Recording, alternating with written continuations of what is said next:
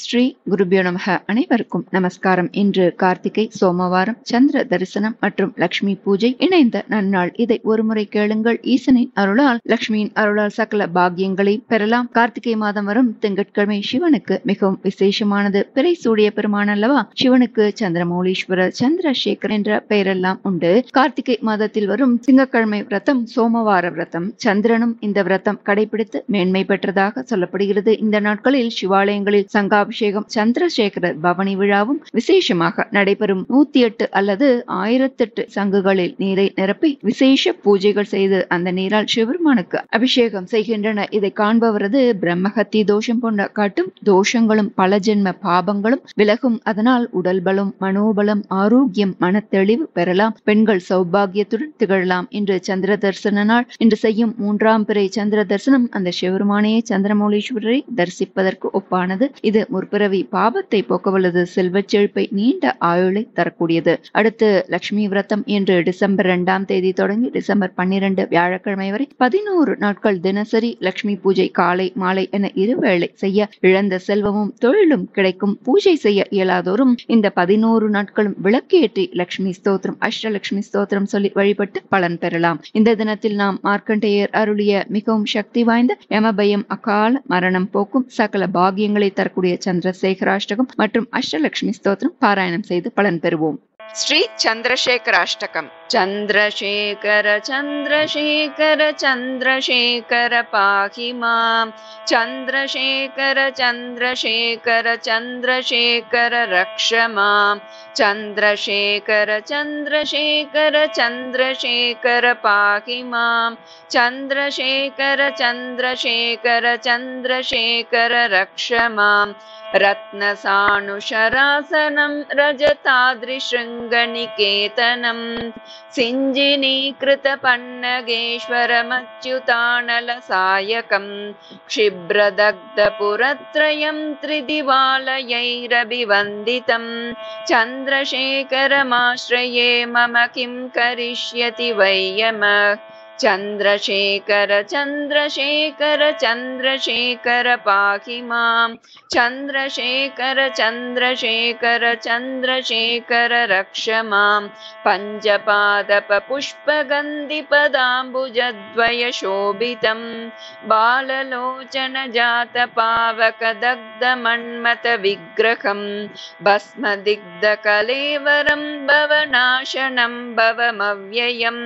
चन्द्रशेखरमाश्रये मम किं करिष्यति वै यमः. चन्द्रशेखर चन्द्रशेखर चन्द्रशेखर पाहि मां. चन्द्रशेखर चन्द्रशेखर चन्द्रशेखर रक्ष मां.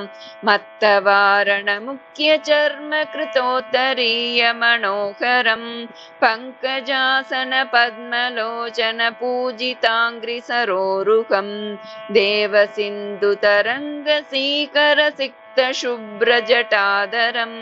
चन्द्रशेखरमाश्रये मम किं करिष्यति वै यमः. चन्द्रशेखर चन्द्रशेखर चन्द्रशेखर पाहि मां. चन्द्रशेखर चन्द्रशेखर चन्द्रशेखर रक्ष मां. यक्षराजसकम्बगाक्षहरं भुजङ्गविभूषणं शैलराजसुतापरिष्कृतचारुवामकलेवरं श्वेडनीलगलं परश्वतधारिणं मृगधारिणं. चन्द्रशेखरमाश्रये मम किं करिष्यति वै यमः. चन्द्रशेखर चन्द्रशेखर चन्द्रशेखर पाहि मां. चन्द्रशेखर चन्द्रशेखर चन्द्रशेखर रक्ष मां. कुण्डलीकृत कुण्डलेश्वर कुण्डलं वृषवाहनं नारदादिमुनीश्वरस्तुत वैभवं भुवनेश्वरम्. अन्धकान्तकमाश्रितामरपादपं शमनान्तकं. चन्द्रशेखरमाश्रये मम किं करिष्यति वै यमः. चन्द्रशेखर चन्द्रशेखर चन्द्रशेखर पाहि मां चन्द्रशेखर चन्द्रशेखर चन्द्रशेखर रक्ष मां भेषजम्बवरोगिणामखिलापदामपहारिणं दक्षयज्ञविनाशनं त्रिगुणात्मकं त्रिविलोचनं भुक्तिमुक्तिफलप्रदं सकलागसङ्गनिबर्हनं चन्द्रशेखरमाश्रये मम किं करिष्यति वै यमः चन्द्रशेखर चन्द्रशेखर चन्द्रशेखर पाहि मां चन्द्रशेखर चन्द्रशेखर चन्द्रशेखर रक्ष मां भक्तवत्सलमर्चितं निधिमक्षयं हरिदम्बरं सर्वभूतपतिं परात् परमप्रमेयमनुत्तमम् सोमवारिण भूकुताशण सोमपाणिलकाकृतिं चन्द्रशेखरमाश्रये मम किं करिष्यति वै यमः चन्द्रशेखर चन्द्रशेखर चन्द्रशेखर पाहि मां चन्द्रशेखर चन्द्रशेखर चन्द्रशेखर रक्ष मां विश्वसृष्टिविदायिनं पुनरेव पालन तत्परं संहरन्तमपि प्रपञ्चमशेषलोकनिवासिनं क्रीडयन्तमहर्निशं गणनाथयूतसमन्वितं चन्द्रशेखरमाश्रये मम किं करिष्यति वै यमः चन्द्रशेखर चन्द्रशेखर चन्द्रशेखर पाहि मां चन्द्रशेखर चन्द्रशेखर चन्द्रशेखर रक्ष मां मृत्युभीतमृकण्डसूनुकृतस्तवं शिवसन्निधौ यत्र कुत्र च यः पठेन्न हि तस्य मृत्युभयं भवेत् पूर्णमायुररोगितामखिलार्थसम्पदमादरं चन्द्रशेखर एव तस्य ददाति मुक्तिमयत्नतः चन्द्रशेखर चन्द्रशेखर चन्द्रशेखर पाहि मां चन्द्रशेखर चन्द्रशेखर चन्द्रशेखर रक्ष मां मृत्युभीतमृकण्डसूनुकृतस्तवं शिवसन्निधौ यत्र कुत्र च यः पठेन्न हि तस्य मृत्युभयं भवेत् पूर्णमायुररोगितामखिलार्थसम्पदमादरं चन्द्रशेखर एव तस्य ददाति मुक्तिमयत्नतः चन्द्रशेखर चन्द्रशेखर चन्द्रशेखर पाहि मां चन्द्रशेखर चन्द्रशेखर चन्द्रशेखर रक्ष मां चन्द्रशेखर चन्द्रशेखर चन्द्रशेखर पाहि मां चन्द्रशेखर चन्द्रशेखर चन्द्रशेखर रक्ष मां चन्द्रशेखर चन्द्रशेखर चन्द्रशेखर रक्ष मां चन्द्रशेखर चन्द्रशेखर चन्द्रशेखर रक्ष माम् इति श्री शिवरहस्यान्तर्गतं श्री चन्द्रशेखराष्टकं सम्पूर्णम्। श्री गुरुभ्यो नमः। अष्टलक्ष्मी स्तोत्रम्। सुमनसवन्दित सुन्दरि माधवी चन्द्रसहोदरि हेममये मुनिगणवन्दित मोक्षप्रदायिनि मञ्जुळभाषिनि वेदनुते पङ्कजवासिनि देवसुपूजित सद्गुणवर्षिणि शान्तियुते जय जय हे मधुसूदनकामिनि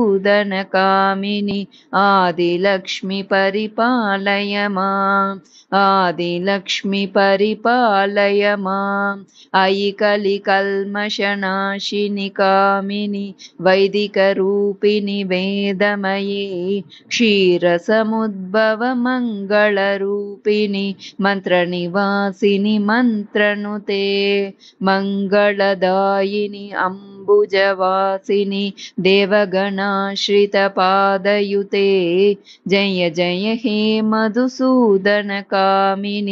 धान्यलक्ष्मि परिपालय मां धान्यलक्ष्मि परिपालय मां जय वरवर्षिणि वैष्णवि भार्गवि मन्त्रस्वरूपिणि मन्त्रमये सुरगणपूजित शीघ्रफलप्रद ज्ञानविकासिनि शास्त्रनुते भवभयहारिणि पापविमोचनि साधुजनाश्रितपादयुते जय जय हे मधुसूदनकामिनि धैर्यलक्ष्मि परिपालय मां धैर्यलक्ष्मि परिपालय मां जय जय दुर्गतिनाशिनि कामिनि सर्वफलप्रदशास्त्रमयी रदगजतुरगपदाति समावृत परिजनमण्डितलोकनुते हरिहर ब्रह्म सुपूजित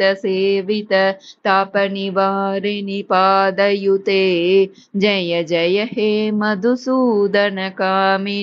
गजलक्ष्मीरूपेण पालय मां गजलक्ष्मीरूपेण पालय माम् अयि खगवाहिनि मोहिनि चक्रिणि रागविवर्धिनि ज्ञानमयी गुणगणवारधि लोकहितैषिणि सप्तस्वरभूषितगाननुते सकलसुरासुरदेवमुनीश्वर मानववन्दितपादयुते जय जय हे मधुसूदनकामिनि संतानलक्ष्मि परिपालय मां संतानलक्ष्मि परिपालय मां जय कमलासिनि सद्गतिदायिनि ज्ञानविकासिनि गानमये अनुदिनमर्चित कुङ्कुमधूसर भूषितवासितवाद्यनुते कनकधरास्तुति वैभववन्दित शङ्करदेशिकमान्यपदे जय जय हे मधुसूदनकामिनि विजयलक्ष्मि परिपालय मां विजयलक्ष्मि परिपालय मां प्रणतसुरेश्वरि भारति भार्गवि शोकविनाशिनि रत्नमयी मणिमयभूषितकर्णविभूषण शान्तिसमावृत हास्यमुखे नवनिधिदायिनि कलिमलहारिणि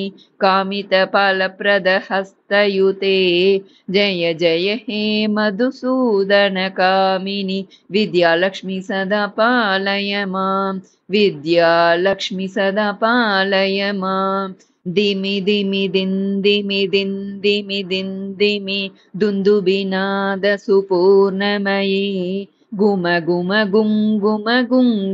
गुम गुम शङ्खनिनाद सुवाद्यनुते वेदपुराणेतिहास सुपूजित वैदिकमार्गप्रदर्शयुते जय जय हे मधुसूदनकामिनि धनलक्ष्मीरूपेण पालय मां धनलक्ष्मीरूपेण पालय माम् अष्टलक्ष्मी नमस्तुभ्यं वरदे कामरूपिणि विष्णुवक्षस्थलारूढे भक्तमोक्षप्रदायिनि शङ्खचक्रगदाहस्ते विश्वरूपिणि ते जयः जगन्मात्रे च मोहिन्यै मङ्गलं शुभमङ्गलं जगन्मात्रे च मोहिन्यै मङ्गलं शुभमङ्गलं मङ्गलं शुभमङ्गलं मङ्गलं शुभमङ्गलम्।